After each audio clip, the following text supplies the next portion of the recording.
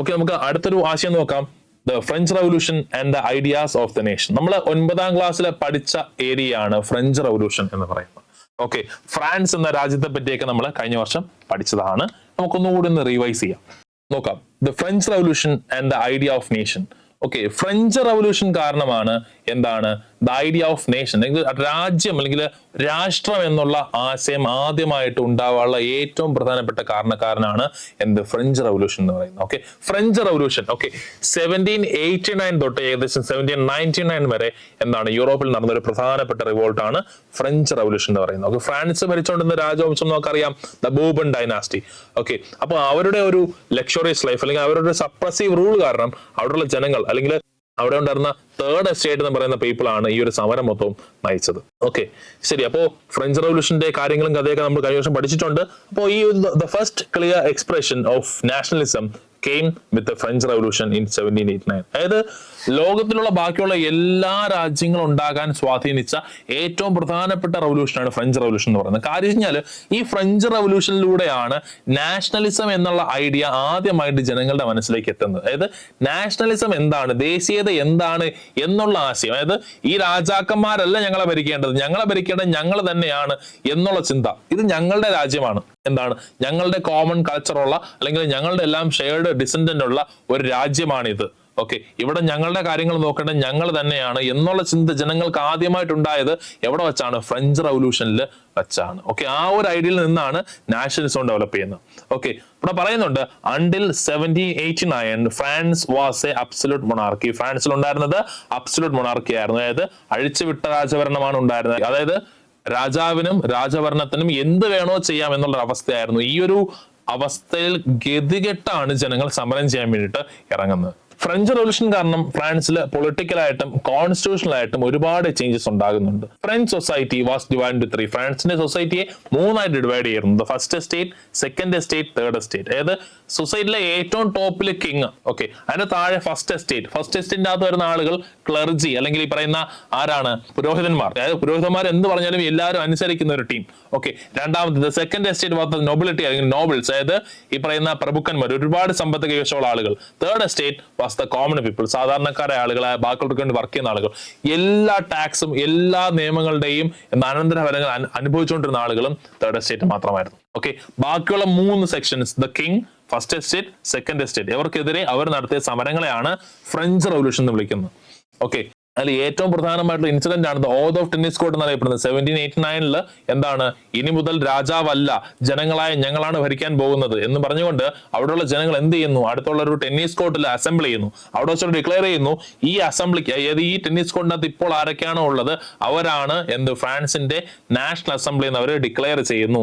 അതിനുശേഷം പറയുന്നു ഞങ്ങൾ ഒരു പുതിയ കോൺസ്റ്റിറ്റ്യൂഷൻ ഉണ്ടാക്കിയിട്ട് മാത്രമേ ഇവിടെ നിന്ന് മടങ്ങുകയുള്ളൂ എന്ന് പറഞ്ഞിട്ട് ഒരു പുതിയ കോൺസ്റ്റിറ്റ്യൂഷനും ഉണ്ടാക്കുന്നുണ്ട്. ഓക്കെ, ഇങ്ങനെ വന്ന പൊളിറ്റിക്കൽ ചേഞ്ചസും കോൺസ്റ്റിറ്റ്യൂഷണൽ ചേഞ്ചസും ആദ്യമായിട്ട് നടക്കുന്നത് എവിടെയാണ്? ഫ്രഞ്ച് റവല്യൂഷനിൽ, ഫ്രാൻസിലാണ്. ഓക്കെ, അങ്ങനെ ഒരു പുതിയ കോൺസ്റ്റിറ്റ്യൂഷനും മറ്റൊക്കെ ഉണ്ടായി കഴിഞ്ഞപ്പോഴത്തേക്കും സംഭവിച്ച പ്രധാനപ്പെട്ട കാര്യം the sovereignty was transferred from monarchy to the French citizen. Okay, എന്താണ് സോവർണിറ്റി? സോവർണിറ്റി എന്ന് പറഞ്ഞാൽ പരമാധികാരം. ഓക്കെ, ഒരു രാജ്യത്തിന്റെ പരമാവധി അധികാരം, രാജ്യവുമായിട്ട് ബന്ധപ്പെട്ട് രാജ്യത്തിന്റെ അകത്തും പുറത്തും നടക്കുന്ന കാര്യങ്ങളിൽ തീരുമാനമെടുക്കാനുള്ള കഴിവ് ആ രാജ്യത്തിൽ തന്നെയാണെങ്കിൽ അതിനെ വിളിക്കുന്ന പേരാണ് സോവർണിറ്റി. അതായത് എന്താണ്? ഒരു രാജ്യവുമായിട്ട് ബന്ധപ്പെട്ട ഇന്റേണൽ അഫയേഴ്സിലും എക്സ്റ്റേണൽ അഫയേഴ്സിലും തീരുമാനമെടുക്കാനുള്ള കഴിവ് ആ രാജ്യത്തിനോ രാജ്യത്തിന്റെ ജനങ്ങൾക്കോ ആണെങ്കിൽ അതിനെ വിളിക്കുന്ന പേരാണ് സോവർണിറ്റി അല്ലെങ്കിൽ പരമാധികാരം എന്ന് വിളിക്കുന്നത്. ഓക്കെ, അതുവരെ അല്ലെങ്കിൽ ഫ്രഞ്ച് റവല്യൂഷൻ തീരുന്നത് വരെ സോവർണിറ്റി ബിലോങ്സ് ടു മൊണാർക്ക്, രാജാവിന്റെ കയ്യിലായിരുന്നു സോവർണിറ്റി. പക്ഷെ ഫ്രഞ്ച് റവല്യൂഷൻ കഴിഞ്ഞപ്പോഴത്തേക്കും the sovereignty was transferred to the people, ജനങ്ങളിലേക്ക് സോവർണിറ്റി എത്തി. ഈ ഒരു റവല്യൂഷൻ പ്രൊക്ലെയിം ചെയ്തത് ഇങ്ങനെയായിരുന്നു: the people, it was the people who would henceforth constitute the nation and shape its destiny. Okay, അതായത് ഫ്രഞ്ച് റവല്യൂഷൻ കഴിഞ്ഞപ്പോഴത്തേക്ക് പ്രധാനമായിട്ട് മുന്നോട്ട് വെച്ച ആശയം ഇതാണ്: ഇനി മുതൽ രാജാവല്ല, ജനങ്ങളാണ് രാജ്യം നയിക്കാൻ പോകുന്നത്. ഈ രാജ്യത്തെ റീഷേപ്പ് ചെയ്യാൻ പോകുന്നത് ആരാണ്? ഈ രാജ്യത്തിന്റെ ജനങ്ങളാണ്. ഇനി മുതൽ രാജാവിന് ഇവിടെ സ്ഥാനമില്ല, ഇവിടെയുള്ള നിയമങ്ങളും കാര്യങ്ങളും ആരുണ്ടാക്കും? ജനങ്ങൾ ഉണ്ടാക്കും എന്നാണ് ഈ ഒരു റവല്യൂഷൻ വഴി ജനങ്ങൾ ഡിക്ലെയർ ചെയ്തത്. ഇനി ജനങ്ങളെ ഈ സമരത്തിലേക്ക് നയിച്ചത് ആരാണ്? അല്ലെങ്കിൽ ചുമ്മാ ഒരു സുപ്രഭാതത്തിൽ ജനങ്ങൾക്ക് അയ്യോ സമരം ചെയ്യാം, സമരം ചെയ്തില്ലെങ്കിൽ ഇവർ നമ്മളെ ഇനി ഭരിച്ചുകൊണ്ടിരിക്കും, ഒരു ടാക്സി പിടിച്ചോണ്ടേയിരിക്കും, നമുക്കൊന്നും ചെയ്യാൻ പറ്റത്തില്ല, ഉണ്ടെങ്കിൽ സമരം ചെയ്യാം എന്ന് പെട്ടെന്നൊരു സുപ്രഭാതത്തിൽ ജനങ്ങൾക്ക് തോന്നില്ല. ജനങ്ങളെ അതിലേക്ക് തിരിച്ചുവിട്ടത് ഫ്രഞ്ച് റവല്യൂഷണറീസ് ആണ്, അല്ലെങ്കിൽ ഫ്രാൻസിൽ ഉണ്ടായിരുന്ന ചില ചിന്തകന്മാരോ വിപ്ലവ പ്രസ്ഥാനത്തിന്റെ നേതാക്കന്മാരോ അവരൊക്കെയാണ് എന്ത് ചെയ്തത്, ഈ പറയുന്ന ഫ്രഞ്ച് റവല്യൂഷന്റെ ആശയം ജനങ്ങളുടെ മനസ്സിലേക്ക് എത്തിച്ചത്. അതായത് എന്താണ്, ജനങ്ങൾ എല്ലാ പേരും ഈ രാജ്യത്തിന്റെ ഭാഗമാണ്. ഓക്കെ, നമ്മളാണ് ഈ രാജ്യം ഭരിക്കേണ്ടത്, ഈ പറഞ്ഞ രാജാവല്ല ഭരിക്കേണ്ടത്, അയാളോട് പോകാൻ പറയൂ, നമ്മളാണ് ഈ രാജ്യം ഭരിക്കേണ്ടത്, ആ അധികാരം നമ്മൾ പിടിച്ചെടുക്കണം എന്നുള്ള ഐഡിയാസ് എല്ലാം ജനങ്ങളുടെ മനസ്സിലേക്ക് എത്തിച്ചത് ആരാണ്? റവല്യൂഷണറീസ് ആണ്. ചിന്തകന്മാരും റവല്യൂഷണറീസും ആണ്, അല്ലെങ്കിൽ എഴുത്തുകാരും മറ്റുമൊക്കെയാണ്. ഓക്കെ, അപ്പോൾ എന്തെല്ലാം വഴിയിലൂടെയാണ് ജനങ്ങളുടെ അടുത്തേക്ക് ഈ പറയുന്ന നാഷണലിസം എന്ന ഐഡിയ ഈ പറയുന്ന റവല്യൂഷണറീസ് എത്തിച്ചത്? ഒന്നാമത് പറയുന്ന idea is the idea of La പാട്രേ. ഒന്നാമത്തെ ഐഡിയ ആണ് ലാ പാട്രേ എന്ന് പറയുന്നത്, ദ ഫാദർലാൻഡ് എന്ന് പറയുന്ന ഐഡിയ. അതായത് എന്താണ്, ഈ ലാൻഡ് ഇത് എൻ്റെ അച്ഛന്റെ ലാൻഡാണ്. അതായത് എൻ്റെ പൂർവികന്മാര് അധ്വാനിച്ച് കഷ്ടപ്പെട്ടുണ്ടാക്കിയ ലാൻഡ്, ഇത് എനിക്ക് വേണ്ടി അവർ കരുതി വെച്ച ലാൻഡ്, ഇതിന്റെ റിസോഴ്സ് ഉപയോഗിക്കേണ്ടത് ഞാനാണ്, അല്ലാതെ എവിടെന്നോ വന്ന രാജാവും രാജാവിന്റെ മക്കളും അല്ല. രാജാവ് ഈ ഭൂമിയിൽ രാജാവ് പണിയെടുക്കുന്നില്ല, ഇവിടെ പണിയെടുക്കുന്നത് ഞാനും എൻ്റെ കുടുംബക്കാരുമാണ്. ആ ഒരു ഐഡിയയാണ് ദ ഐഡിയ ഓഫ് ഫാദർലാൻഡ് അല്ലെങ്കിൽ ലാ പാത്രേ എന്നറിയപ്പെടുന്നത്. ഓക്കെ, രണ്ടാമത്തെ ഐഡിയ ആണ് ലാ സിറ്റിയോൺ എന്ന് പറയുന്നത്. ലാ സിറ്റിയോൺ എന്നറിയപ്പെടുന്നത് സിറ്റിസൺ. അതായത് ജനങ്ങൾക്ക് അതുവരെ ഇല്ലാതിരുന്ന ചിന്തയാണ് സിറ്റിസൺഷിപ്പ് എന്ന് പറയുന്നത്. Okay, what is citizenship? എന്താണ് പൗരത്വം? Okay, full and equal membership of a state is called citizenship. അതായത് ഒരു രാജ്യത്തുള്ള ജനങ്ങൾക്ക് ആ രാജ്യം കൊടുക്കുന്ന ഏറ്റവും വലിയ അംഗീകാരമാണ് സിറ്റിസൺഷിപ്പ് എന്ന് പറയുന്നത്. നിങ്ങൾ എന്താണ്, ഈ രാജ്യത്തിന്റെ അംഗങ്ങളാണ് എന്നുള്ള മുദ്രയാണ് ഈ പറയുന്ന ലേ സിറ്റിയോൺ എന്ന് പറയുന്നത്, അല്ലെങ്കിൽ സിറ്റിസൺഷിപ്പ് എന്ന് പറയുന്നത്. ഈ രണ്ട് ആശയങ്ങൾ ജനങ്ങളുടെ മനസ്സിലേക്ക് ഐഡിയാസ് ആയിട്ടും എഴുത്തുകളായിട്ടും അല്ലെങ്കിൽ കവിതകളായിട്ടും സ്റ്റോറീസുമായിട്ടൊക്കെ റവല്യൂഷണറീസ് എത്തിച്ചു കൊണ്ടേയിരുന്നു. ഓക്കെ, ഇതിലൂടെ ഒരു കോൺസ്റ്റിറ്റ്യൂഷൻ ഉണ്ടാക്കണമെന്നും എല്ലാവർക്കും ഈക്വൽ റൈറ്റ്സ് വേണമെന്നും എന്നുള്ള ചിന്തയെല്ലാം ജനങ്ങളുടെ മനസ്സിൽ ഉടലെടുത്തു. ഇനി അതുവരെ ബൂർബൺ രാജാവിന്റെ മുദ്രയായിട്ടുള്ള ഒരു ഫ്ലാഗ് എവിടെ ഉണ്ടായിരുന്നു? ഫ്രാൻസിൽ ഉണ്ടായിരുന്നു. അതിനെ മാറ്റിമറിച്ചുകൊണ്ട് ഒരു പുതിയ tricolour flag was chosen for France. ഫ്രാൻസിന് വേണ്ടി ഒരു പുതിയ ട്രൈക്കളർ ഫ്ലാഗ് ചോസ് ചെയ്യപ്പെട്ടു. ഓക്കെ, അതായത് അന്ന് വരെ രാജാധികാരത്തെ കാണിച്ചിരുന്ന ഫ്ലാഗിനെ മാറ്റിക്കൊണ്ട് ഫ്രാൻസിന്റെ ഈ ട്രൈക്കളർ ഫ്ലാഗ് അവിടേക്ക് വരുന്നു. നിങ്ങൾ നോക്കിയാൽ അറിയാം, ഇത് എല്ലായിടത്തും കോമൺ ആയിട്ട് വരുന്ന ഒരു സാധനമാണ്. അതായത് ജനങ്ങളുടെ മനസ്സിനെ അല്ലെങ്കിൽ ജനങ്ങളുടെ മനസ്സിനകത്തുള്ള നാഷണലിസം എന്ന ഫീലിംഗിനെ ഡെവലപ്പ് ചെയ്യിക്കാൻ പറ്റിയ ചില ഫാക്ടേഴ്സ് ആണ് നാഷണൽ ഫ്ലാഗ്, നാഷണൽ ആന്തം തുടങ്ങിയ ഐഡിയാസ്. അത് നിങ്ങൾ നോക്കിയാൽ ഇന്ത്യയുടെ കാര്യത്തിൽ അങ്ങനെ തന്നെയാണ്. ഓക്കെ, ബ്രിട്ടീഷുകാർ ഇന്ത്യ ഭരിച്ചുകൊണ്ടിരുന്നപ്പോഴത്തേക്കും ഇവിടെ യൂസ് ചെയ്തുകൊണ്ടിരുന്നത് യൂണിയൻ ജാക്ക് എന്ന് പറഞ്ഞ ഫ്ലാഗ് ആണ്. ആ ഫ്ലാഗ് മാറ്റി ഇന്ത്യയുടെ ട്രൈക്കളർ ഫ്ലാഗ് എപ്പോൾ യൂസ് ചെയ്ത് തുടങ്ങിയോ അപ്പോൾ മുതൽ ഇന്ത്യയുടെ നാഷണലിസം എന്ന ഫീലിംഗ് കുറച്ചുകൂടെ ഡെവലപ്പ് ചെയ്തിട്ടുണ്ട്. ഓക്കെ, അപ്പോ ജനങ്ങളുടെ മനസ്സിൽ ചില സിംബൽസിന് അല്ലെങ്കിൽ ജനങ്ങളുടെ മനസ്സിൽ ഈ പറഞ്ഞ നാഷണലിസം എന്ന ഫീലിംഗ് ഉണ്ടാക്കാൻ ചില സിംബൽസിന് കഴിയും. Okay, symbols can make changes. ഇനി ഈ പറയുന്ന ചില ആളുകളുടെ കുറച്ച് പുഷ് കാരണം അല്ലെങ്കിൽ ചില ആളുകളുടെ റവല്യൂഷണറി ആയിട്ടുള്ള മൂവ്മെന്റുകളും മറ്റും കാരണം ജനങ്ങൾ എല്ലാവരും സമരത്തിന് അല്ലെങ്കിൽ തേർഡ് എസ്റ്റേറ്റിൽപ്പെട്ട എല്ലാ ആളുകളും ഫ്രാൻസിലെ തേർഡ് എസ്റ്റേറ്റിൽപ്പെട്ട എല്ലാ ആളുകളും സമരങ്ങൾക്കായിട്ട് മുന്നോട്ട് വന്നു. അതിന്റെ ഭാഗമായിട്ട് they elected a new estate general. അതായത് ഇനി മുതൽ ഫ്രാൻസിന്റെ കാര്യങ്ങൾ നോക്കുവാനും ഫ്രാൻസിന്റെ ഒരു കോൺസ്റ്റിറ്റ്യൂഷൻ ഉണ്ടാക്കാനും വേണ്ടിയിട്ട് ഒരു പുതിയ ഒരു അസംബ്ലി ഉണ്ടാക്കപ്പെട്ടു. ഓക്കെ, അന്ന് അവിടുത്തെ അസംബ്ലിയെ പണ്ട് കാലങ്ങളിൽ അസംബ്ലിയെ വിളിച്ചുകൊണ്ടിരുന്ന പേര് എസ്റ്റേറ്റ് ജനറൽ എന്നായിരുന്നെങ്കിൽ സിറ്റിസൺസ് അല്ലെങ്കിൽ അവിടുത്തെ പൗരന്മാര് ഈ എസ്റ്റേറ്റ് ജനറലിന്റെ പേരങ്ങ് മാറ്റി പുതിയ എസ്റ്റേറ്റ് ജനറലിന്റെ പേരാണ് നാഷണൽ അസംബ്ലി. അതായത് രാജാവിന്റെ സമയത്ത് ഉപയോഗിച്ചിരുന്ന പേരാണ് എസ്റ്റേറ്റ് ജനറൽ. പക്ഷേ എപ്പോഴാണോ ജനങ്ങൾ അധികാരം പിടിച്ചെടുത്തത് അന്ന് മുതൽ എസ്റ്റേറ്റ് ജനറലിന്റെ പേര് എന്തെന്നായി മാറി? നാഷണൽ അസംബ്ലി എന്നായിട്ട് മാറി. ഇനി ഈ പറയുന്ന എസ്റ്റേറ്റ് ജനറലിന്റെ പേര് മാറ്റിയതോ അല്ലെങ്കിൽ ഈ പറയുന്ന പുതിയ ഫ്ലാഗ് വന്നതോ ഇതൊന്നും കൂടാതെ വേറെയും കുറെ കാര്യങ്ങൾ ചെയ്തായിരുന്നു. New hymns were composed. Okay, hymns എന്ന് പറഞ്ഞു കഴിഞ്ഞാൽ സൂക്തവാക്യങ്ങൾ അല്ലെങ്കിൽ ചില സോങ്സ് ജനങ്ങളെ പാട്രിയോട്ടിക് ആക്കി മാറ്റുന്ന ചില സമയങ്ങളിൽ ചില ഗാനങ്ങൾ കേൾക്കുമ്പോൾ ചില പാട്ടുകൾ കേൾക്കുമ്പോൾ നമുക്ക് തന്നെ രോമാഞ്ചം ഉണ്ടാവാറുണ്ട്. ഫോർ എക്സാമ്പിൾ ലൈക്ക് നമ്മള് മറ്റൊരു രാജ്യത്ത് നിൽക്കുമ്പോഴത്തേക്കും നാഷണൽ ആന്തം ജനഗണമന കേൾക്കുവാണ്. നമുക്കൊരു ഇതുണ്ടാകും, ഒരു രോമാഞ്ചം ഉണ്ടാകും. ഓക്കെ, ഇതുകൂടാതെ പല ഹൈംസും അല്ലെങ്കിൽ പല പല വാക്യങ്ങളും വന്ദേ മാതരം എന്ന് കേൾക്കുമ്പോഴത്തേക്കൊക്കെ നമുക്ക് ചില സമയങ്ങളിൽ എന്തുണ്ടാകും, രാജ്യസ്നേഹം കൂടാം. ഓക്കെ, ഇതുകൂടാതെ നമ്മുടെ ബ്രിട്ടന്റെ നാഷണൽ നമ്മൾ കേട്ടില്ലേ, ലോങ് ലീവ് ദ ക്യൂൻ എന്നൊക്കെ പറയുന്നില്ലേ. അപ്പൊ അങ്ങനെയുള്ള ചില ഹൈംസും മറ്റുമൊക്കെ എന്ത് ചെയ്യപ്പെട്ടു, കമ്പോസ് ചെയ്യപ്പെട്ടു. ന്യൂ ഓത്ത്സ് വെർ ടേക്കൺ, പുതിയ മുദ്രാവാക്യങ്ങൾ അല്ലെങ്കിൽ പുതിയ പ്ലെഡ്ജുകൾ എടുക്കപ്പെട്ടു. ദ മാർട്ടിയേഴ്സ് വെർ കോമമറേറ്റഡ്, അതായത് ഫ്രഞ്ച് റവല്യൂഷൻ സമയത്ത് തങ്ങളുടെ രാജ്യത്തിന് വേണ്ടി ജീവൻ അർപ്പിച്ച ആളുകളെ എന്ത് ചെയ്യുന്നു, ഓർമ്മിക്കാൻ വേണ്ടിയിട്ട് പല സെലിബ്രേഷൻസ് നടത്തി. ഇവിടെ മാർട്ടിയർ എന്ന് പറഞ്ഞാൽ രക്തസാക്ഷി എന്നാണ്. അതായത് തന്റെ ജീവൻ തന്റെ രാജ്യത്തിന് വേണ്ടിയിട്ട് ബലി കൊടുത്ത ആളുകളെ വിളിക്കുന്ന പേരാണ് മാർട്ടിയേഴ്സ് എന്ന് വിളിക്കുന്നത്. ഓക്കെ, ഇന്ത്യയിലും അങ്ങനെ ഒരുപാട് മാർട്ടിയേഴ്സ് ഉണ്ട്. ഇനി ഇങ്ങനെയുള്ള എല്ലാ കാര്യങ്ങളും all these were conducted in the name of the nation France. ഫ്രാൻസിന്റെ പേരിലാണ് എല്ലാ കാര്യങ്ങളും ചെയ്തുകൊണ്ടിരുന്നത്. അപ്പോൾ ഫ്രാൻസ് എന്ന പേര് ജനങ്ങളുടെ മനസ്സിൽ പിന്നെയും പിന്നെയും ഉയർന്നു വന്നുകൊണ്ടേയിരിക്കും. ലൈക്ക് ഇത് നമ്മളുടെ നാടാണ്, ഇത് എന്റെ അച്ഛന്റെ ലാൻഡാണ്, അല്ലെങ്കിൽ this is my father land. Okay, ഇത് ഞാൻ ആർക്കും വിട്ടുകൊടുക്കില്ല എന്നൊരു ചിന്ത ജനങ്ങൾക്ക് ഉണ്ടാകും.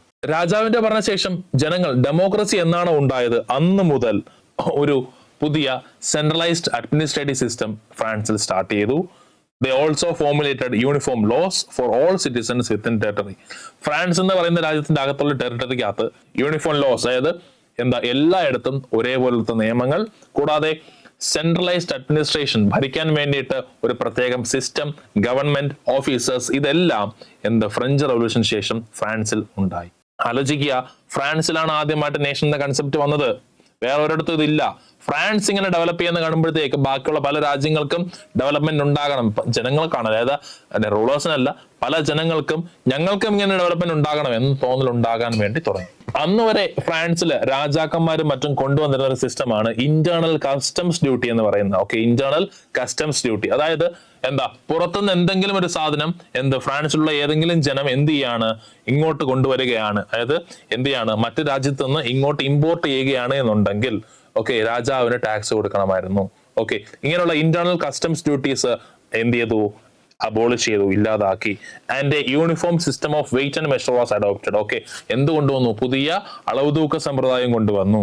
അതായത് ഫ്രാൻസിൽ ആദ്യകാലങ്ങളിൽ സ്വന്തമായിട്ടോ അല്ലെങ്കിൽ കോമൺ ആയിട്ടുള്ള വെയിറ്റ് സിസ്റ്റംസ് ഇല്ലായിരുന്നു. അതായത് യൂണിഫോം വെയിറ്റിംഗ് സിസ്റ്റംസ് ഇല്ലായിരുന്നു. അതായത് പലയിടത്തും പല സാധനങ്ങൾ വെച്ചാണ് നടന്നുകൊണ്ടിരുന്നത്, എല്ലായിടത്തും ഒരേ യൂണിറ്റ് അല്ലായിരുന്നു. പക്ഷേ ഫ്രഞ്ച് റവല്യൂഷന് ശേഷം uniform system of wait and measure കൊണ്ടുവന്നു. ജനങ്ങളെ കബളിപ്പിക്കാൻ വേണ്ടിയിട്ട് അന്നുണ്ടാക്കിയിരുന്ന പല നിയമങ്ങളും പിന്നീട് ഇല്ലാതാക്കി. കേരളത്തിൽ തന്നെ നമ്മൾ മലയാളം സംസാരിക്കുമ്പോഴത്തേക്ക് മലയാളത്തിന് പല പല സ്ലാങ്ങുകളുണ്ട്. ഓക്കെ, പലയിടത്തും പല രീതിയിലാണ് സംസാരിക്കാറ്. ഓക്കെ, എന്നിരുന്നാലും മലയാളത്തിന് ഒരു കോമൺ സ്ലാങ് നമ്മൾ യൂസ് ചെയ്യാറുണ്ടെങ്കിലും പലയിടത്തും പല പല സ്ലാങ്സ് ആണ്. ഇതുപോലെ തന്നെയാണ് ഫ്രാൻസിൽ സംസാരിക്കുന്ന ഏറ്റവും പ്രധാനപ്പെട്ട ഭാഷ ഫ്രഞ്ച് ആണ്. ഫ്രഞ്ചിനും പല പല സ്ലാങ്സ് ഉണ്ട്, ഫ്രഞ്ചിനും പല പല ഡയലക്ട്സ് ഉണ്ട്. അതായത് ഡയലക്റ്റുകൾ പലയിടത്തായിട്ട് മാറും, അതായത് സംസാരിക്കുന്ന രീതി പല പല വ്യത്യാസങ്ങൾ ഉണ്ടാവാറുണ്ട്. ഓക്കെ, അതായത് നേരത്തെ രാജാവ് ഭരിച്ചുകൊണ്ട സമയത്ത് എല്ലാ ഡയലക്റ്റുകളെയും രാജാവ് അംഗീകരിച്ചിരുന്നു. അതായത് ആർക്ക് വേണോ ഏത് രീതിയിലോ സംസാരിക്കാം. കാര്യം രാജാവിന് ജനങ്ങളുടെ കാര്യം നോക്കാൻ സമയമില്ല, അതുകൊണ്ട് തന്നെ നിങ്ങൾ എങ്ങനെ വേണോ സംസാരിച്ചോ എന്നാണ് രാജാവ് പറഞ്ഞുകൊണ്ടിരുന്നത്. പക്ഷെ എപ്പോഴാണോ ഫ്രാൻസിന് ഫ്രീഡം കിട്ടി, അല്ലെങ്കിൽ ഇവിടെ ഒരു രാജ്യം ബിൽഡ് ചെയ്തത്, അന്ന് മുതൽ എടുത്ത തീരുമാനമാണ് ഇനി മുതൽ ഈ പറഞ്ഞ റീജിയണൽ ഡയലക്ട്സ് വേണ്ട, ഫ്രാൻസിന് ഒരൊറ്റ ഉച്ചാരണം മതി. പാരീസ്, ഫ്രാൻസിന്റെ ക്യാപിറ്റലാണ് പാരീസ്. പാരീസിൽ സംസാരിക്കുന്ന രീതി ഏതാണോ അതാണ് ഫ്രാൻസിന്റെ നാഷണൽ ഡയലക്റ്റ് എന്ന് തീരുമാനിക്കുന്നു. ഇപ്പോഴും എല്ലാ ആളുകളും സംസാരിക്കുന്ന ഫ്രാൻസിലെ ഡയലക്റ്റ് പാരീസിലെ ഡയലക്റ്റ് ആണ്. ഓക്കെ, ഫ്രാൻസ് എന്ന് പറയുന്ന രാജ്യത്തിനെ ഈ പറയുന്ന രാജഭരണത്തിൽ നിന്നും അല്ലെങ്കിൽ മൊണാർക്കിൽ നിന്നും അബ്സലൂട്ടിസത്തിൽ നിന്നൊക്കെ റവല്യൂഷണറീസ് രക്ഷിച്ചു. അതിനുശേഷം അവർ ഡിക്ലെയർ ചെയ്ത മറ്റൊരു കാര്യം എന്ന് വെച്ചാൽ ഫ്രാൻസിനെ മാത്രമല്ല യൂറോപ്പിലുള്ള എല്ലാ രാജ്യങ്ങളെയും ഞങ്ങൾ എന്ത് ചെയ്യും, ഈ ഡെസ്പോട്ടിക് റൂൾ, അടിച്ചമർത്തൽ ഭരണത്തിൽ നിന്ന് രക്ഷിക്കും, അതിനുവേണ്ടി ഞങ്ങൾ ഞങ്ങളുടെ യാത്രകൾ തുടരുകയാണ് എന്നാണ് അവസാനമായിട്ട് ആര് പറഞ്ഞത്, ഈ റവല്യൂഷണറീസ് പറഞ്ഞത്. ഫ്രാൻസ് എന്ന് പറയുന്ന രാജ്യം മൊണാർക്കിന്റെ കയ്യിൽ നിന്ന് രക്ഷപ്പെട്ടു. ഓക്കെ, രാജ്യത്ത് പുതിയ പല മാറ്റങ്ങളും ആര് കൊണ്ടുവന്നു, ജനങ്ങളും പുതിയ ഗവൺമെന്റും മറ്റു റവല്യൂഷണറീസും ഒക്കെ ചേർന്ന് കൊണ്ടുവന്നു. ഓക്കെ, ഈ ന്യൂസ് യൂറോപ്പിന്റെ പല ഭാഗങ്ങളിലേക്കും കാട്ടുതീ പോലെ പടർന്നു പിടിച്ചു. അതായത് വളരെ പെട്ടെന്ന് തന്നെ എല്ലായിടത്തേക്കും ഈ ന്യൂസ് എത്തി. അങ്ങനെ വന്നപ്പോഴത്തേക്കും യൂറോപ്പിലെ ജനങ്ങൾക്കും തോന്നി ഞങ്ങൾക്കും ഫ്രീഡം വേണം. യൂറോപ്പ് എന്ന് പറഞ്ഞാൽ അന്ന് വേറെ ഒരുപാട് രാജ്യങ്ങൾ, കിങ്ഡം ഓഫ് ടു സിസ്റ്റേഴ്സ് നമ്മൾ പറഞ്ഞായിരുന്നു, ജർമ്മനി പറഞ്ഞായിരുന്നു, ബ്രിട്ടൻ പറഞ്ഞായിരുന്നു, ഇങ്ങനെ പല പല രാജ്യങ്ങളുണ്ട്. ഓക്കെ, ഈ എല്ലാ രാജ്യത്തുള്ള ആളുകൾക്കും ഞങ്ങൾക്കും ഫ്രീഡം വേണം, ഞങ്ങൾക്കും ഫ്രാൻസിനെ പോലെ ആകണം എന്നൊരു ചിന്ത ഉണ്ടാവാൻ തുടങ്ങി. അങ്ങനെ ഒരു ചിന്തിച്ചപ്പോഴത്തേക്കും അവർക്ക് എന്ത് ചെയ്യണം? അവർക്ക് ഫ്രീഡം കിട്ടണമെന്നുണ്ടെങ്കിൽ അവരെ നയിക്കാൻ ഒരു ഓർഗനൈസേഷൻ വേണം. നേരത്തെ ഫ്രഞ്ച് റവല്യൂഷന്റെ സമയത്ത് ഫ്രാൻസിലെ ജനങ്ങളെ മുന്നോട്ട് നയിക്കാൻ ഒരു ക്ലബ്ബ് ഫ്രാൻസിലുണ്ടായിരുന്നു. ആ ക്ലബിന്റെ പേരാണ് ജക്കോബിയൻ ക്ലബ് എന്ന് പറയുന്നത്. ഓക്കെ, ജക്കോബിയൻ ക്ലബിന്റെ പല പല വേരിയസ് ഫോംസ് അല്ലെങ്കിൽ ജക്കോബിയൻ ക്ലബിന്റെ യൂണിറ്റുകൾ യൂറോപ്പിന്റെ പല രാജ്യങ്ങളിലെയും പല ഭാഗങ്ങളിലായിട്ട് സ്റ്റുഡൻസും അതേപോലെ മിഡിൽ ക്ലാസ് ആളുകളും എഡ്യൂക്കേറ്റഡ് പീപ്പിളും ഒക്കെ ആയിട്ട് ചേർന്ന് സ്റ്റാർട്ട് ചെയ്യാൻ വേണ്ടി തുടങ്ങി. അതായത് ഫ്രാൻസിന് എങ്ങനെയാണോ ഫ്രീഡം കിട്ടിയത്, ഫ്രാൻസിന് ഫ്രീഡം കിട്ടാനുള്ള കാരണം എന്ന് പറയുന്നത് പല ക്ലബ്ബുകളും മറ്റുമൊക്കെ അവരെ ലീഡ് ചെയ്തത് കൊണ്ടാണ് എന്ന വിശ്വാസം തോന്നിയ ജനങ്ങൾ, അതായത് യൂറോപ്പിലെ മറ്റ് സ്ഥലങ്ങളിലുള്ള ജനങ്ങൾ എന്ത് ചെയ്യാൻ തുടങ്ങി? ജക്കോബിയൻ ക്ലബിന്റെ പല പല യൂണിറ്റുകൾ യൂറോപ്പിന്റെ പല ഭാഗത്ത് സ്റ്റാർട്ട് ചെയ്യാൻ വേണ്ടി തുടങ്ങി. എന്തിന് സ്റ്റാർട്ട് ചെയ്യുന്നത് വെച്ച് കഴിഞ്ഞാൽ അവർക്ക് റവല്യൂഷൻ നടത്താൻ വേണ്ടിയാണ്. അതായത് ഇപ്പോഴുള്ള രാജഭരണം മാറ്റി ഞങ്ങളുടെ നാട്ടിലും ഡെമോക്രസി കൊണ്ടുവരണം എന്ന ചിന്ത ഉണ്ടായിരുന്ന ആളുകളാണ് ഇങ്ങനെയുള്ള മാറ്റങ്ങൾക്ക് വേണ്ടിയിട്ട് ക്ലബ്ബുകളും മറ്റുമൊക്കെ രൂപീകരിച്ചത്. ഓക്കെ, അങ്ങനെ ഇപ്പോൾ ഉള്ള മൊണാർക്കി ഇല്ലാതാകണം എന്നുള്ള ചിന്ത യൂറോപ്പിലെ ജനങ്ങളുടെ മനസ്സിൽ എല്ലായിടത്തും ഉണ്ടായിരുന്നു. ഫ്രാൻസിന് പരിപൂർണമായ പിന്തുണ എല്ലാ ആളുകളും കൊടുത്തുകൊണ്ടിരിക്കുന്നു.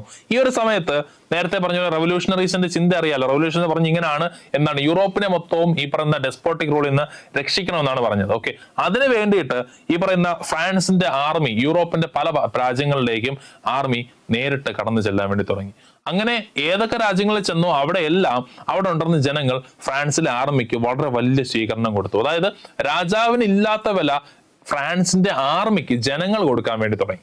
അങ്ങനെ ഏകദേശം ഒരു 1790s സമയത്ത് ഹോളണ്ട്, ബെൽജിയം, സ്വിറ്റ്സർലൻഡ്, ഇറ്റലിയുടെ പല ഭാഗങ്ങൾ, ഇങ്ങനെയുള്ള ഏരിയാസ് എല്ലാം ഫ്രാൻസിന്റെ ആർമി കടന്നു ചെല്ലുകയും അവിടെയുള്ള മൊണാർക്കിനെ അല്ലെങ്കിൽ അവിടെയുള്ള രാജാവിനെ രാജ്യത്ത് നിന്ന് പുറത്താക്കുകയും ആ ഏരിയാസ് ഈ ആർമി റൂൾ ചെയ്യാൻ തുടങ്ങുകയും ചെയ്യുന്നു. ഓക്കെ, അങ്ങനെ പിടിച്ചെടുത്ത ഓരോ സ്ഥലത്തേക്കും ഈ പറയുന്ന രാജാവിനെ മറ്റുമൊക്കെ ഓടിച്ച് തങ്ങളുടെ കൈവശപ്പെടുത്തിയ ഓരോ ഏരിയയിലേക്കും ഈ പറഞ്ഞ ഫ്രഞ്ച് ആർമി നാഷണലിസം എന്ന ഐഡിയ സ്പ്രെഡ് ചെയ്യാൻ വേണ്ടിയിട്ട് തുടങ്ങി. അതായത് നാഷണലിസം എന്ന് പറഞ്ഞ ഐഡിയ ഈ പറഞ്ഞ യൂറോപ്പിന്റെ എല്ലായിടത്തേക്കും എത്തിക്കാൻ വേണ്ടിയിട്ട് ഏറ്റവും വലിയ പങ്ക് വഹിച്ചത് ആരാണ്?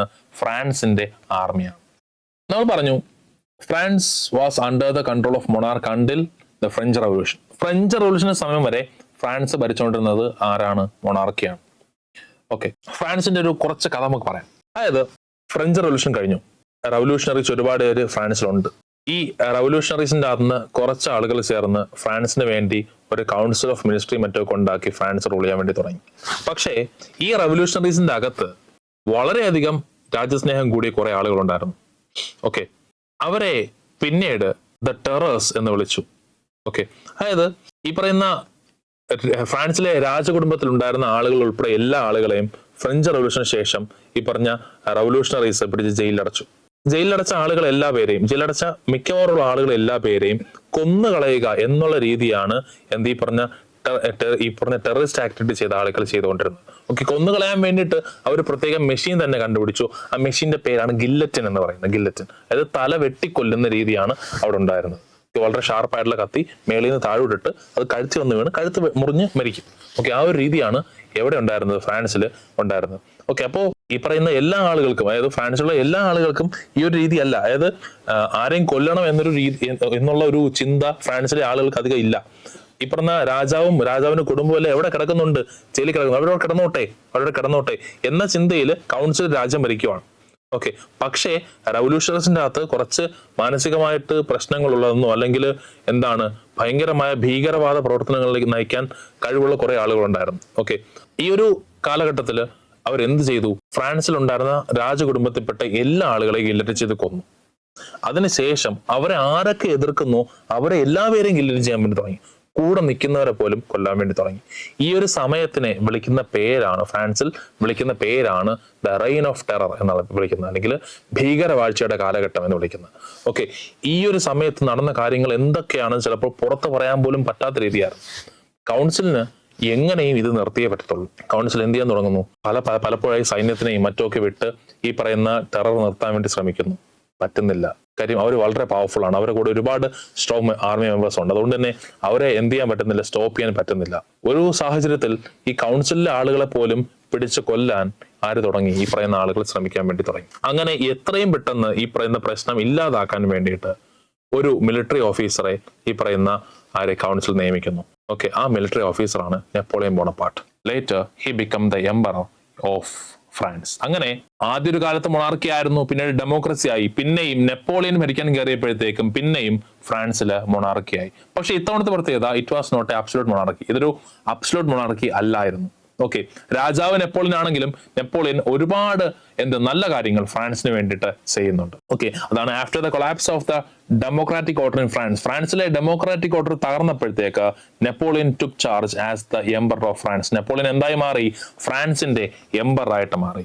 Okay, which introduce monarchy. Okay, പിന്നെയും മൊണാർക്കി കടന്നു വരും. നെപ്പോളിയൻ ഒരുപാട് മാറ്റങ്ങൾ ഫ്രാൻസിൽ കൊണ്ടുവരുന്നു. അതിൽ ഏറ്റവും പ്രധാനമായിട്ട് പറയേണ്ടതാണ് the civil code of 1804. Okay, 1804 Napoleon ഒരു പുതിയ സിവിൽ കോഡ് ഫ്രാൻസിൽ കൊണ്ടുവരുന്നു. This is also known as the Napoleonic code. അതായത് ഫ്രാൻസിൽ അന്നുവരെ ഉണ്ടായിരുന്ന നിയമങ്ങളെല്ലാം ഒന്നിപ്പിക്കുകയും കൂടാതെ നെപ്പോളിയന്റെ ആയിട്ടുള്ള ചില നിയമങ്ങൾ കൂടെ ചേർത്ത് നെപ്പോളിയൻ ഉണ്ടാക്കിയ ഒരു കോൺസ്റ്റിറ്റ്യൂഷനാണ് സിവിൽ കോഡ് ഓഫ് 1804 എന്ന് വിളിക്കുന്നത്.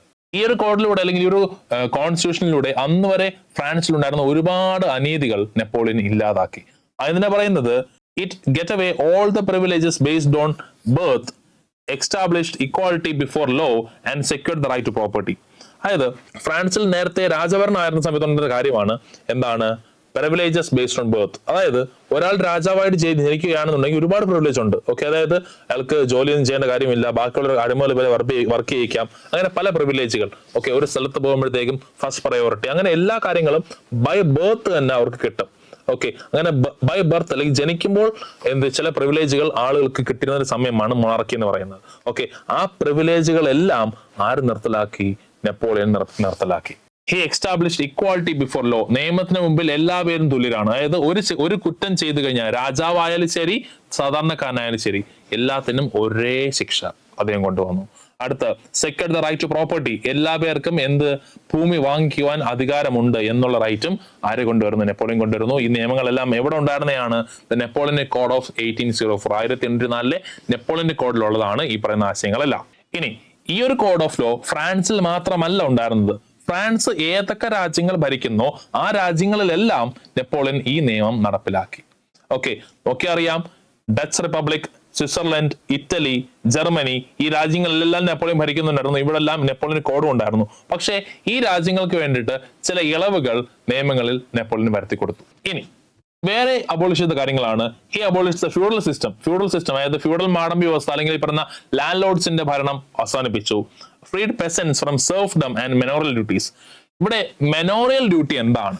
ഓക്കെ, പണ്ട് ഫ്രാൻസില് രാജഭരണം ഉണ്ടായിരുന്ന സമയത്ത് കുറെ ലാൻഡ് ലോർഡ്സ് ഉണ്ടായിരുന്നു. ഈ ലാൻഡ് ലോർഡ്സിന്റെ എസ്റ്റേറ്റിനെ വിളിക്കുന്ന പേരാണ് മെനോറിയൽ എസ്റ്റേറ്റ് എന്ന് വിളിക്കുന്നത്. ഓക്കെ, ഈ മെനോറിയൽ എസ്റ്റേറ്റില് ചെയ്യുന്നു? ഈ പറഞ്ഞ ഒരുപാട് ആളുകൾ വർക്ക് ചെയ്യാൻ, അതായത് സാധാരണക്കാരനെ പെസൻസ് അല്ലെങ്കിൽ തേർഡ് എസ്റ്റേറ്റിൽ പെടുന്ന ആളുകൾ എന്ത് ചെയ്യണമായിരുന്നു?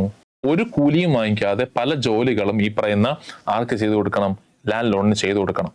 ഓക്കെ, ലൈക്ക് ഈ പറഞ്ഞ മെനോറിയൽ എസ്റ്റേറ്റിന്റെ അകത്ത് എന്തുണ്ട്? കൽപ്പണി ഉണ്ടെങ്കിൽ കൽപ്പണിക്കാരൻ പോയി ഒരു പൈസ വാങ്ങിക്കാതെ ചെയ്തു കൊടുക്കണം. കാർപ്പൻട്രി വർക്ക് അങ്ങനെ ചെയ്തു കൊടുക്കണം.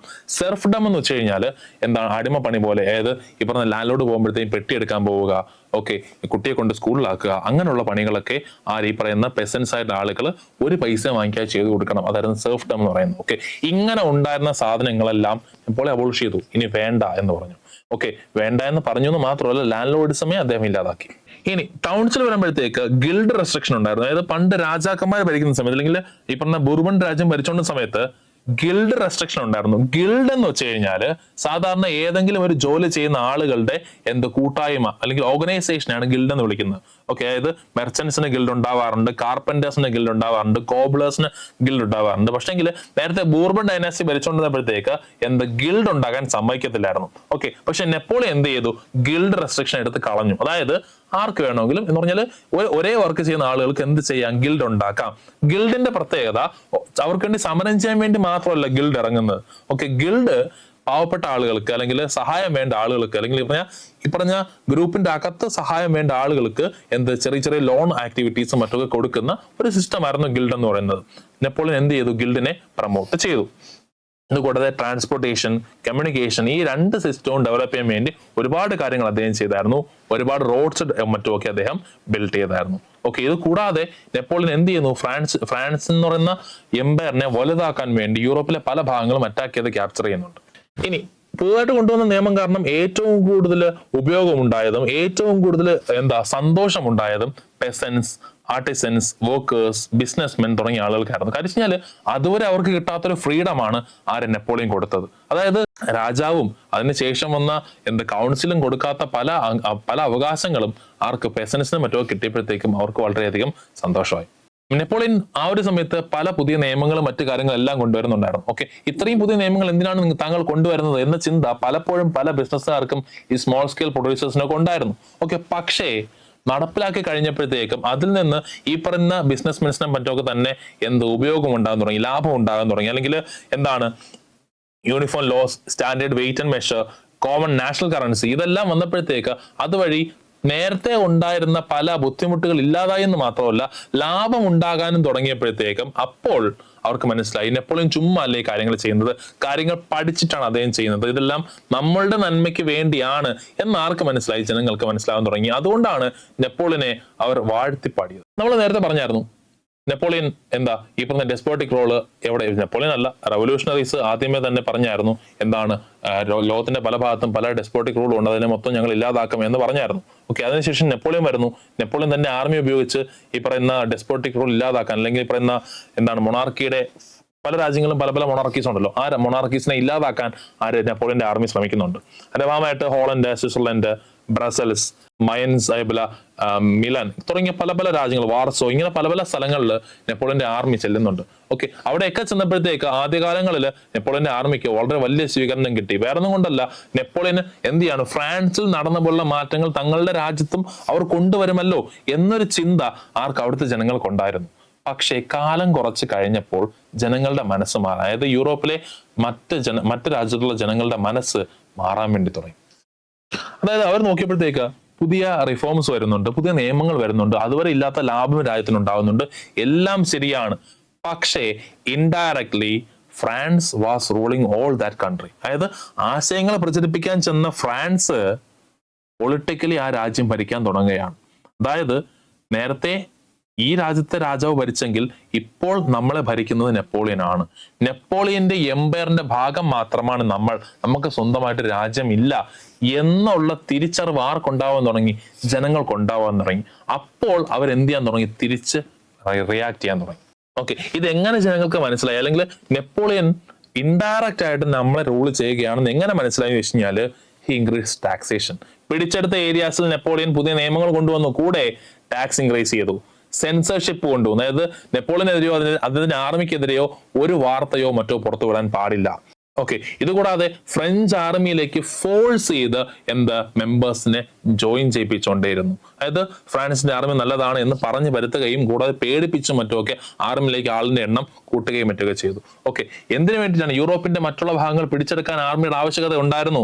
ഓക്കെ, നെപ്പോളിയന്റെ ഏറ്റവും വലിയ ചിന്ത എന്ന് പറഞ്ഞാൽ ഫ്രാൻസിലെ ജനങ്ങൾക്ക് ഒന്നും പോകാൻ പാടില്ല, അതായത് ഫ്രാൻസിന്റെ ആർമിക്ക് ഒന്നും പോകാൻ പാടില്ല, ബാക്കിയുള്ള രാജ്യത്തെ ആർമിക്ക് കയറിക്കോട്ടെ, അവന്മാരടിച്ച് ചാവട്ടെ, അവന്മാർ ചത്താലും എനിക്ക് പ്രശ്നമില്ല, എനിക്ക് യൂറോപ്പ് പിടിച്ചെടുത്താൽ മതി എന്നൊരു ചിന്ത ആർക്കുണ്ടായിരുന്നു? നെപ്പോളിയൻ ഉണ്ടായിരുന്നു. അതായത് ഫ്രാൻസ് വളരണം, ബാക്കിയുള്ള ആരുടെയും കാര്യം എനിക്ക് അറിയേണ്ട കാര്യമില്ല എന്നൊരു ചിന്ത ഉണ്ടായിരുന്ന രാജാവായിരുന്നു നെപ്പോളിയൻ. ഇതെല്ലാം കൂടെ ആയപ്പോഴത്തേക്ക് ഒരു കാര്യം ഉറപ്പായി. അതായത് ഇത്രയും കാര്യങ്ങൾ ആയപ്പോഴത്തേക്ക് ജനങ്ങൾക്ക് മനസ്സിലായി നെപ്പോളിയൻ ഒരു സേവിയർ അല്ല, ഈസ് എ ഡിസ്ട്രോയർ. അതായത് ഫ്രാൻസിന് വേണ്ടി അയാൾ ഏതറ്റം വരെയും പോവും, പക്ഷേ യൂറോപ്പിലുള്ള ബാക്കി രാജ്യങ്ങൾ അയാൾക്ക് വലുതല്ല എന്ന് ജനങ്ങൾ മനസ്സിലാക്കിയപ്പോൾ ജനങ്ങൾ തിരിച്ചടിക്കാൻ വേണ്ടി തുടങ്ങി. പല സീക്രട്ട് ഓർഗനൈസേഷൻസ് ഉണ്ടാക്കി നെപ്പോളിയനെ പുറത്താക്കാൻ വേണ്ടി അവർ ശ്രമിക്കുന്നു. ലേറ്റർ ഫ്രാൻസ് ഡെവലപ്പ് ചെയ്തതുപോലെ, ഫ്രാൻസ് ഡെമോക്രസി ആയതുപോലെ ബാക്കിയുള്ള രാജ്യങ്ങൾ ഡെമോക്രസി ആവാൻ വേണ്ടിയിട്ട് ശ്രമിക്കുന്നു. ഓക്കെ, നമുക്ക് പ്രധാനമായിട്ട് ഈ പാഠത്തിൽ നമ്മൾ ഇത്രയും നേരം പറഞ്ഞത് ഈ ഒരു പാഠത്തിന്റെ ഇൻട്രൊഡക്ഷൻ ആണ്. നമ്മൾ ഈ ഒരു പാഠത്തിൽ ഇനി പഠിക്കാൻ പോകുന്നത് ജർമ്മനിയുടെയും ഇറ്റലിയുടെയും അതേപോലെ ബ്രിട്ടന്റെയും യൂണിഫിക്കേഷൻ ആണ്. നമുക്കത് അടുത്ത ക്ലാസ്സുകളിൽ നോക്കാം. Thank you.